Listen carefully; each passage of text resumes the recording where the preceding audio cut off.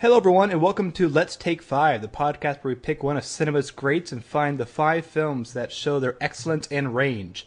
This is episode 20. My name is Austin Luger. My name is Ray Martindale. And we are joined by a very special guest this week, J.C. Pankratz. Hello! I'm very special, as you can already tell. She is an incredible playwright. She just moved to Boston to get into the theater scene there. And also, she is one of the only people who's contributed a TV article every time for my episodes article on the Art of Mortal.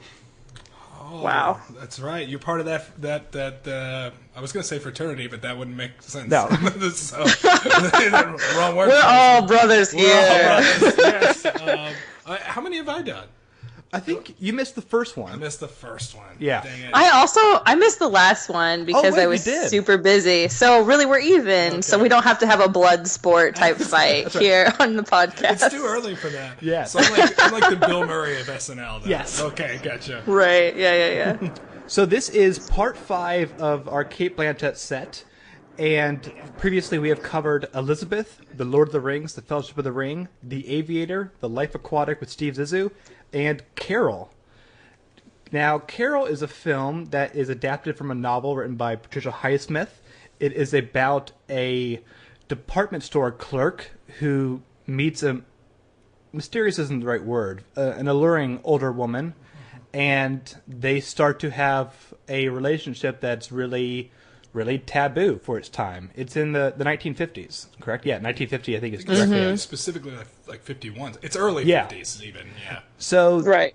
this film just came out last year. It was up for a number of Oscars, and I love this film. I think it's an incredible movie, and I'm really glad to kind of have this be the last Cate Blanchett film we're covering. JC, why do you like this film so much? When I watched this film, I went and saw it. We have when I lived in Washington, we had this little tiny independent theater, and it was full of people who were there's a meme that's emerged from this film, the Harold, they're lesbians type meme. And it was sort of filled with those sorts of people who were I'm not really sure if I get this or not. But it had a lot of my favorite people in it, but really I thought the storytelling was just it really resonated with my own experience as a person, and I thought it really captured something that's universal for people, whether you be in the 50s or you're in 2016 or 2015 when this came out, this sort of learning how to operate in a world where you don't always see yourself, and figuring out how to communicate with someone else who you're sort of reaching across this bridge where you're I think you might be like me too. I think the film really captures that. And it's beautiful and all that jazz, so there's that too. It is definitely one of the more beautiful films I've seen in a while. I almost wish that I went into this film not knowing anything about it. Oh, really? Yeah, because I went into the film knowing that eventually a relationship was going to form between the two, which I think I almost would have enjoyed more had I not known that going in, because I'm almost, and in this sense, I'm almost almost feel like I'm waiting for something to happen, and this is not a movie that's going to reward you real well if you're waiting for something to happen. You know what I mean? And that speaks to me personally in a different way, and this is something that I've come to learn when watching these movies or movies like this, and I don't mean because of the subject matter, but just the way it does its storytelling, is that really nuanced dramas and I mentioned In the Bedroom to Austin the other day, where you're constantly in a state where you're almost working to figure out what the characters' motivations are and what they actually want and the goals they're trying to achieve. They can wear me out. They can really wear me out, particularly once the champagne's been corked, if you will, because the first hour of the build-up and the anticipation, I think it adds another layer or tenet to where I am able to adapt and I hate to say this, it's gonna make me sound really dumb, but not have to think too hard. And then once the relationship is sort of out there and out in the open, and the two people are kind of, there's forces outside of them trying to keep them separate and them trying to get together, then I start to work really hard to try to figure out what they're thinking. I'm obviously disadvantaged being young male in 2016 too. A straight male. There are disadvantages to that? There are disadvantages to any of those things? We found one. Touche. That was good. But in this case, it was more difficult for me, I guess I would say. Well, for sure. This is directed by Todd Haynes, who is a really incredible filmmaker, and the thing he directed before this was a 6-hour adaptation of another noir novel, Mildred Pierce. So never watched that. Oh, Kate Winslet is in that. That's literally all I know about it. Yeah, me too, actually. Yeah. It's really good. I like it quite a bit, better than the Joan Crawford movie. Anyway, but we're talking about Carol today. And when I rewatched it now, because I was very worried, because I was the one who really picked these 5 Cate Blanchett films. I was worried that perhaps they were too similar.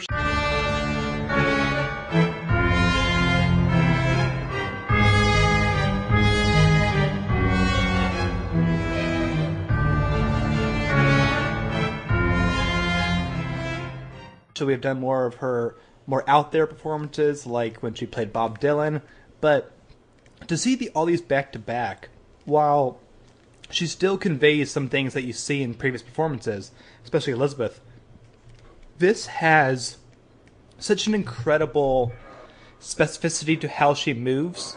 She has to be very, very clear of how she talks to people, almost not to give anything away. Like, she performs beautifully like she's on a high wire. And I really appreciated that, because it's a very specific safeguard she has to have for these times and the people in her life. I think that's super true. I think it would have been a very easy choice for an actress to sort of play this particular character. I think especially with the age gap that's between these two women, as like this sort of predatory, like, I don't want to say the word cougar, but I've been drinking wine and like that's the only word I have right now. But it would be very easy to be like, you know, she's this older, like, manipulative woman, and, you know, I think it would be easy to like read this on like a very surface level and be like, that's what I'm gonna do, those are the choices I'm gonna make. And she doesn't do that at all. Like, even though she's obviously a person with more experience and she's a person who just has a better understanding of who she is, I never felt like when I was watching the movie that I was watching her like tug at, you know, the puppet strings of this other person. I never felt like there was such a, I like that metaphor you use about the high wire. Like, there was such a balance to her performance that I really appreciated, because I felt like it could have been really easy in someone else's hands to just be like, and now I'm the older woman who's like, you know, I'm going to corrupt you and all this other stuff. Well, that would have ruined the entire film, I think. Right. Yeah, it would have been terrible. And would have completely missed the point, which I think we all agree on that. But speaking about the performance, it's always interesting because when you have to be so nuanced, like she has to be in this film, because the situation she's in, where she's, you know, pursuing Tourette's. Is that how it's Therese? The way she's pursuing her, she has to be very. You talk about the tightrope. She has to be very delicate when she's going for her, because there are several things at work. Yes, there's the age gap that we talk about, and obviously the relationship between two women, you know, the subject matter of it being maybe taboo in the 1950s, right? Or at least not talked about. So, and there's a fear there that when you have an actor doing this, that they can get too nuanced, because they try to telegraph every single thing they're feeling. And Cate Blanchett is able to walk that line really, really well, because it's a line that a lot of talented actors, unfortunately, I've seen go off the rails doing that. I've talked to you before. I think Martin Freeman gives his worst performance in The Hobbit because he's too nuanced. Every time his nose never stops twitching. His fingers keep moving. It's almost as if he has to show you what he's thinking in every single second, instead of allowing the audience to let the performance sort of wash over them. And Kate Winslet does it just enough to where it's needed in this film to help poor saps like me understand what's going on. She does something really interesting in this film. The character, she does play Carol. She's driven by passion. You know, there is definitely a relationship that is referenced to that she had with Sarah Paulson before this, and so she is driven by pursuits of love, it's never exactly lust. It's just it's the attraction of another woman, body and soul in many ways, but her actual physical actions never show that, because it would be very easy for her to like, be very specific with her words, with her actions while she's in the department store. But once they're behind closed doors, that still continues for the longest time, because it's so hard to have that trust, even at this moment, even when they're a long time into the road trip that they take together. There's still an unsure element that they're not exactly safe, because their first time alone together, was it at her house or was it at the restaurant? But I think it's at her house. I may be wrong, though. Right. No, I think so. I mean, at the restaurant, they're still in public, even if they're in their booth eating cream spinach together, etc. Because at the house, they're only there for a few minutes and are having a good time, but then Kyle Chandler shows up, her angry, soon-to-be ex-husband. Right. And there's just a fear throughout the whole movie. Yeah. Yeah, and it doesn't... And it never... yeah, you're right, because this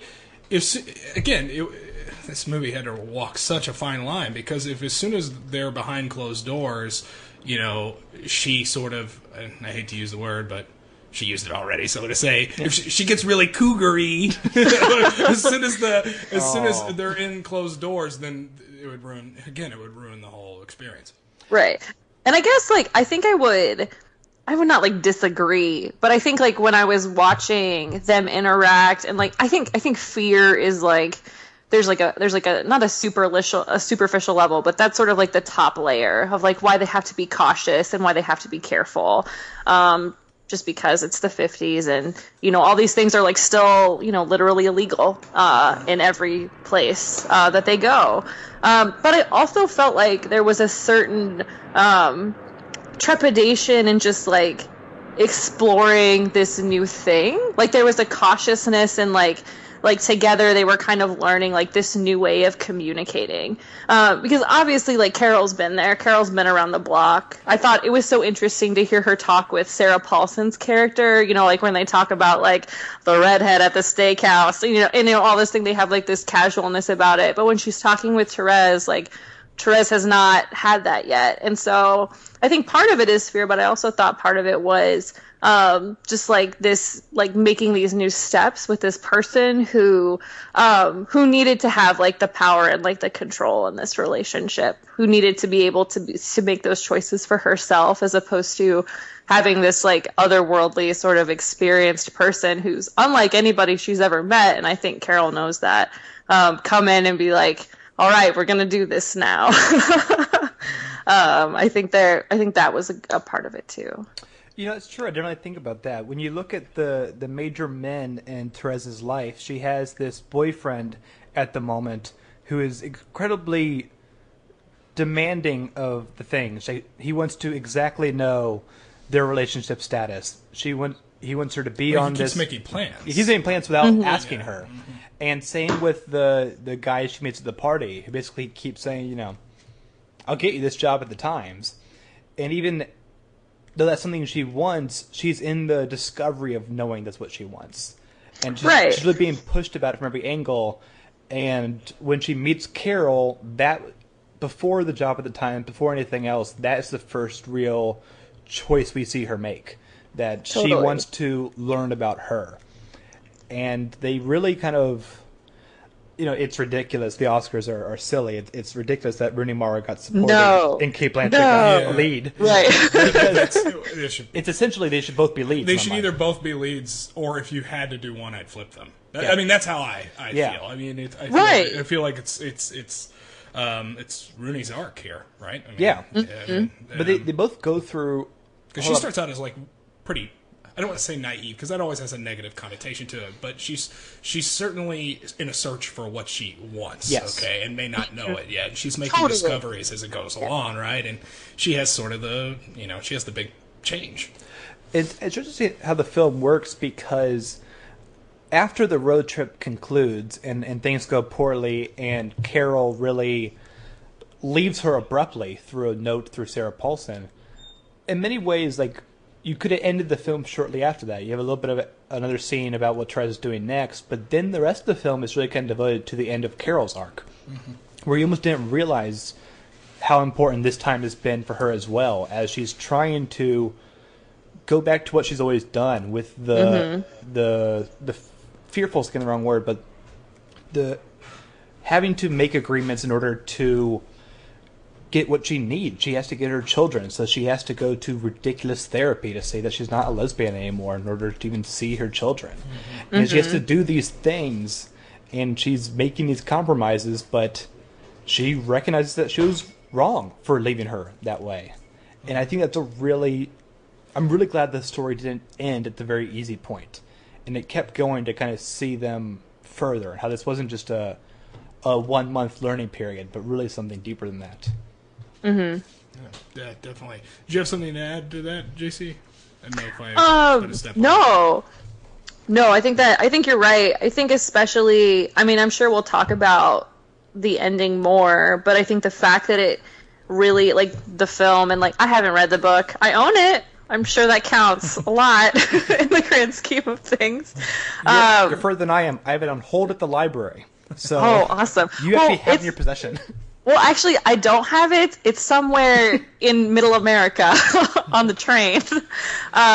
So it may be in Iowa where they were. Who knows? They will one day get to Boston. Right. I think the fact that the ending of it is so different from your, I don't know, for lack of a better word, like the normal way stories about people end. Yeah. Let's talk about it. Sure. So when we're talking about the ending specifically, are you talking about the sort of narrative trick where they catch back up at the diner? Or are you talking about the fact that she stands up for who she actually is? She just wants to see the children, or all of it, all of the above, I assume, right? All of it. Yeah. I think so. Like, I mean, I think that point in Carol's arc where she's like, I just want to be who I am, and you know, we're not bad people. We're not like this. Like, there's room for all of us to be in this. And for me to not be, I don't know, separated from my children. But then I think also the fact that it was able to end on, like, a note of possibility, as opposed to, like, Carol walks off into the night alone forever. Or I was actually surprised, pleasantly surprised by sort of the positive sort of momentum that the end of the film sort of had, that carried through all the way to where they meet each other back again. But because I would have thought, I was thinking that this is, no matter what happens, we're still stuck in early 50s. So there's no way out of that, right? But they did a good job with it. I mean, just being what it was. It's kind of like, Carol is kind of part of this narrative. I think that's starting to happen, or at least I hope that's starting to happen. I think this year in particular, there's been a lot of talk and a lot of documentation about how stories about queer people, lesbian people, gay people, transgender people end in our media. Like, they always end in death, or like something horrible. Like, you have like Your Boys Don't Cry and Your Imitation Game, and you have all these big pillars of like how we see these people represented in our films and on our television screens. And I think if I can, like, separate myself from, like, a person who thinks about movies and thinks about storytelling, and, like, me as a person, and, like, watching a story end about two women who loved other women that was not just, like, totally entrenched in, like, either death or isolation or something else, it was really revelatory to me, like, just in the moment. I think sometimes we forget that stories can end that way. You know, like, I think Carol is very 100%. Good. Right. That, like, you know, they don't end. I wouldn't even call it, like, it's a happy ending, or, like, you know, they're going to get together and drive to California or whatever. Yeah. Well, if it gave that happy ending, if it went that far, like I say, it was more like a positive momentum. Because if they give it that happy ending, then that sort of, and just have that sort of denouement reads, I think it kind of cheapens their struggle a little bit. I think it would have fit in with their storyline. Like, I don't think we to see like it all play out to the very, very dredges of the end. But the fact that it ended on like the fact that like it was possible for them to be together, I think it went such a long way. I think we have so many like pervasive feelings about how, you know, that like people like Carol and Therese, like they're modern inventions, like we haven't had lesbians since the beginning of humanity, things like that. Like being able to be like, okay, so here's their like moment, and like they move forward after this, right? I think your word momentum is really important. Yeah, like, I mean, I don't know. I'm sorry to cut you off. I mean, I don't know if they're going to end up together or not. And to know that would seem contrary to the type of movie this is in general. Just to have it end on that upswing, you know, and have me think of the possibilities seem to, you know, reference what the film is about, right? Because again, it made me think. I had to think quite a bit in this film. Oh, you grew as a person. You can see Austin keeps trying to talk, and I keep hopping on top of him.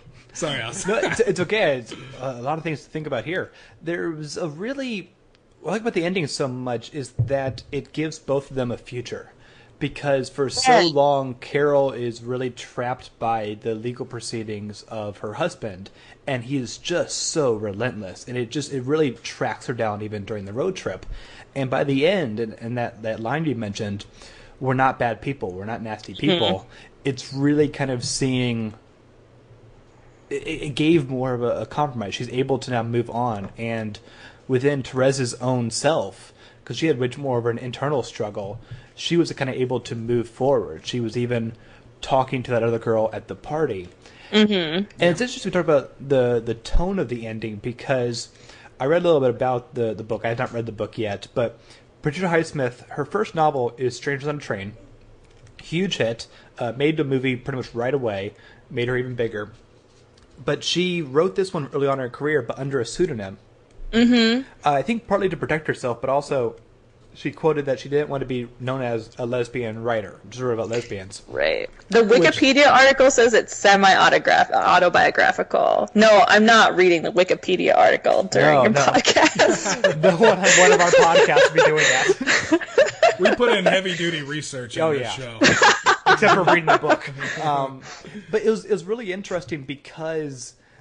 I forget where I read it. I'm worried it might be Wikipedia now. They talked about how so many lesbian stories at that time, they were written really in that trashy paperback way of like, oh, she was tempted with sin, and then there's like a pulp novel. Yeah, there's sexy sin for 98%, and then she is horribly murdered, and whereas sin is bad. And so this really was a change from that when it was a more positive ending for the characters, and also we see this merged as a period piece now. That's when it came out. Like that was a contemporary novel, and it's fascinating. That's a great point too. I mean, it's kind of like, and of course this movie was made during the time too. But it's kind of how I always reference the reason why what makes Casablanca so great is it was made during World War II. Yeah, you know what I mean. Like, and then I know the book was written then, you know, but that always to me adds a higher element of grandeur, I think. And she's had totally. She's had so many adaptations throughout her career. Highsmith has. I mean, she wrote 4 Ripley novels, Talented Mr. Ripley and such, and other things have been adapted. But I thought it was very strange that this novel, The Price of Salt, had not been adapted until 1 year before Carol as a BBC radio drama. And now this film, like, I didn't know that. It's finding more resonance in today's audience almost than it did then. Well, back then it was going for an underheard audience, and now this is able to get. I had a packed theater when I saw it, and that made me very happy. And I loved this film so much. Yeah.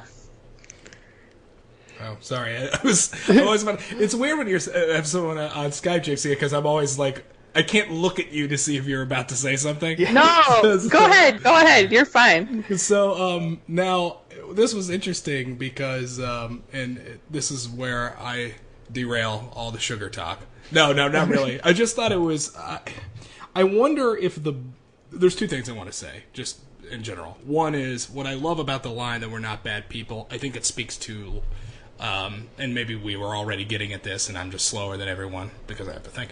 That's the third time for the joke, so that's supposed to be the funniest part. But there we go.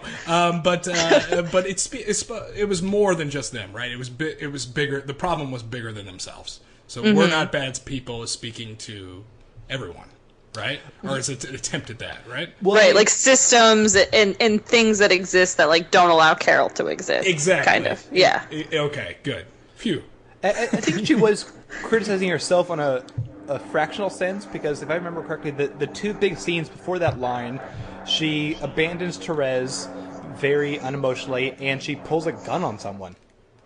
Yeah. Yeah, I mean, she does. I think for someone who's so composed the entire film, she really, in a moment of really beautiful passion, to have that immediately turn sour by the guy from Gotham, of all shows. It clearly infuriated her the same reason. The thing that I was going to say, and I've actually thought about this a lot, because when I first saw the film, something that I took away from it, and this again plays at who I am, so I guess I got a taste of my own medicine here, but there are no good male characters in this film, for the most part. There aren't any. But in that, I thought at first, my first inclination was that that's probably not a good thing because it's underrepresented. But the more I think about that is, I mean, that would actually be kind of distracting. Mm-hmm. I think if there was like some really good dude in there, it would ruin the movie. Yeah, exactly. Right. So I think it's a good thing. So at first, when I first saw it, I noticed it. Now, just so I say this, I would have noticed it the other way around too. I don't think I'm just saying that because I'm a white man. I hope not. But they are most of them, and even the nicer ones, like the boyfriend that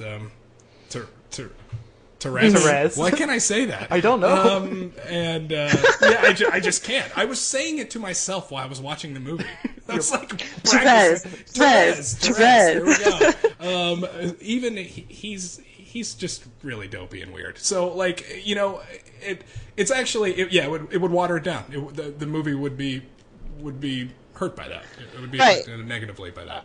I think your point is really interesting, especially, I don't know if this is something you talk about on this illustrious podcast, but like so much of, like, obviously this film was, like, many people thought it was very good, but also there was like a very interesting sort of backlash to this film as well, where people found it unemotional. They were disturbed by like the lack of like redeemable male characters, even though I think Kyle Chandler gets a more balanced hand in this movie than I would have given him. Like, I can recognize that in myself. It's funny. Go ahead, sorry. Right. In terms of like, his motivations and what he wants and what time period he's in. But so much of this movie is about how unemotional it was, and how like it was slow and it didn't make sense, and like, all the male characters in it were portrayed very badly, or like they weren't there. I think a more accurate, I mean, Kyle Chandler is in there, but like they're just, there's not a lot of male presence in the movie other than that, which is kind of great. I mean, I'm not afraid to say that. I like that. No, that's fine to me. That's fine to me in every way. Right. I didn't even think that. I thought that they were, most of them were a negative force in the film, not negative to the film, but they were negative to the characters. But I didn't notice. There aren't that many. Period. That didn't bother me. Well, it's funny. I make a bit of notes for every recording, and I usually write down all the main characters' names and who's playing them.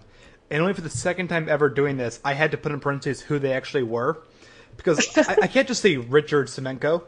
I had to put in parentheses sort of fiance. Danny McElroy works at the Times.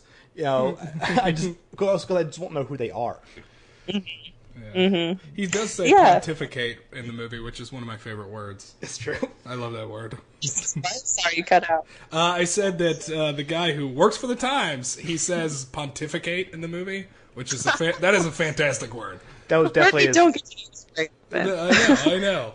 It's true. I think when I heard people say that it was an unemotional film, that blew my mind, because it was maybe my favorite director's film of last year because Todd Haynes does the impossible where you take a source material that, again, I've not read it. I assume you get a lot of inner monologue about what's going on about at least one of the characters, but he conveys all that through the artistry of film. It's great that we're doing back-to-back episodes of Wes Anderson and Todd Haynes because both of them use color in such an amazingly specific way. This film is gorgeous, and the first shot, it surprised me both times now, where you see just a really elegant pattern, and it just kind of holds on there as the credits begin, and it rises up and you realize the Zissou are great. Yeah, it kind of reacts to the score. The score is perfect. Yeah, the score is fantastic. Yeah, wow. I had like 2 Oscars that year I was like really wanting to win, and that one lost. It did. It lost to Enrico Morricone for his first Oscar win, and okay, yes, that guy is a legend, and it was a good score, but no, the theme of Carol is perfect music.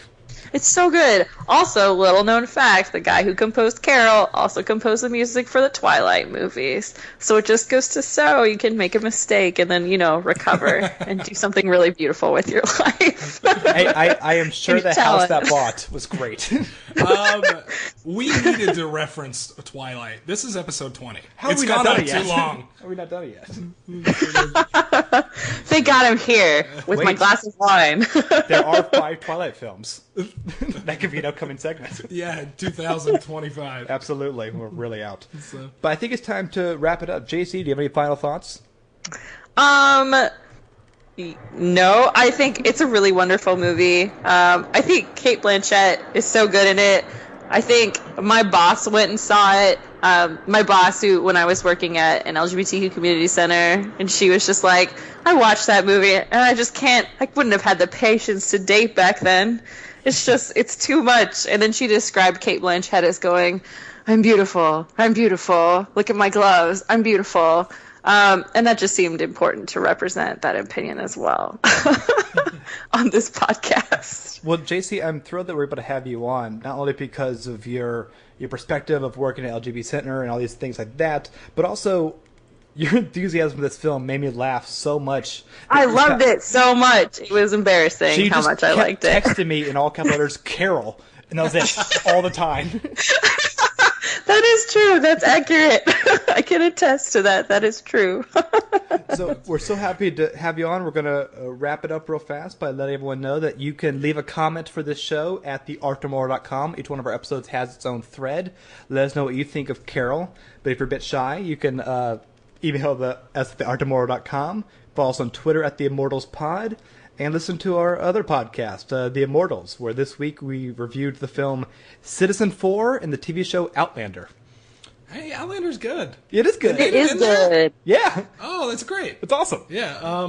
Anyway, if you want to find me, you can find me at Constant Diversion. That's my YouTube channel. The Uncharted video is out now. That's true. So, yeah, I critique video games. Yeah. And you could join us on Wednesday when we are going to have our Cate Blanchett wrap-up. We're going to look at her entire career and announce what our next 5 is going to be. So, once again, thank you, JC, for joining us. Woo! Yeah, thank you so much. It's been a pleasure. You. Finally get to, meet you. Yes. Via the I was about to say in the flesh, but that's not actually true. In the sound wave. In the sound waves. With all your very weird Boston sounds. I know. Someone just drove by on a very loud moped. I'm sure you heard that. It is the sounds of the city. Yeah. So, my name is Austin Luger. My name's Ray Martindale. We'll catch you all next time, everyone. Bye. Bye-bye. So I'm sure you thought it was a man who sent you back your gloves. I did. Thought it might have been a man in the ski department. I'm sorry. No, I'm delighted. I doubt very much I would have gone to lunch with him. Oh, your perfume. Yes. It's nice. Thank you. Harge bought me a bottle years ago, before we were married, and I've been wearing it ever since. Harge is your husband? Mm-hmm. Well, technically, we're divorcing. I'm sorry. Don't be.